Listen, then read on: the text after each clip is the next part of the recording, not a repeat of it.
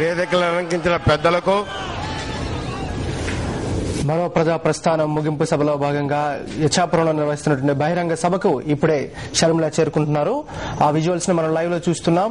మొత్తం రాష్ట్ర వ్యాప్తంగా ఎంతో మంది జన హృదయాలను గెలుచుకున్నటువంటి షర్మిల చేపట్టినటువంటి మరో ప్రజా ప్రస్థానం, సుదీర్ఘంగా సాగినటువంటి మరో ప్రజా ప్రస్థానం పాదయాత్ర ఈ రోజుతో ముగిస్తుంది. ఈ సందర్భంగా ఏర్పాటు చేసినటువంటి బహిరంగ సభను మనం ఇంతవరకు లైవ్ లో చూసాం. ఆ సభా ప్రాంగణానికి షర్మిల చేరుకుంటున్నారు. అశేష జనవాహిని మధ్య అందరికీ కూడా అత్యంత అభివాదంతో చేతులు నమస్కరిస్తూ జోడిస్తూ ఆ బహిరంగ సభకు చేరుకుంటున్న విజువల్స్ ను మనం లైవ్ లో చూస్తూ ఉన్నాం. అక్కడ ఇసుకేస్తే రాలనంత జనం అందరూ కూడా వచ్చారు. వైఎస్ జగన్మోహన్ రెడ్డి, అదేవిధంగా వైఎస్ రాజశేఖర రెడ్డి కుటుంబం మీద ఉన్నటువంటి అపురూపమైనటువంటి ప్రేమ అనురాగాలకి ప్రతీకగా అక్కడ ప్రతి ఒక్కరు కూడా అక్కడికి వచ్చి జై జగన్, జై వైఎస్ఆర్ అంటూ కూడా నినాదాలు చేసినటువంటి సందర్భం మనం చూస్తూ ఉన్నాం.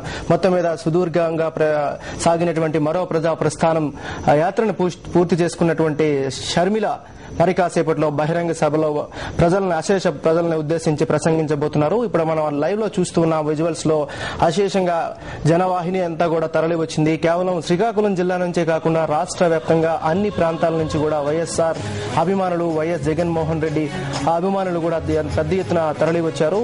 ఈ సుదీర్ఘ పాదయాత్రలో భాగంగా ఆమె కలిసినటువంటి వాళ్ళు, అదేవిధంగా ఆమె చూసినటువంటి ఎన్నో అపురూపమైన ఘటనలను కూడా మరి కాసేపట్లో ఆమె వివరించబోతున్నారు.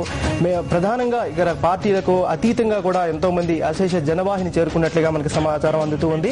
కేవలం ఇచ్చాపురమే కాకుండా శ్రీకాకుళం, విజయనగరం, విశాఖపట్నం మొత్తం ఉత్తరాంధ్ర జిల్లాల నుంచి అశేష జనవాహిని అక్కడ చేరుకుంటూ ఉన్నారు.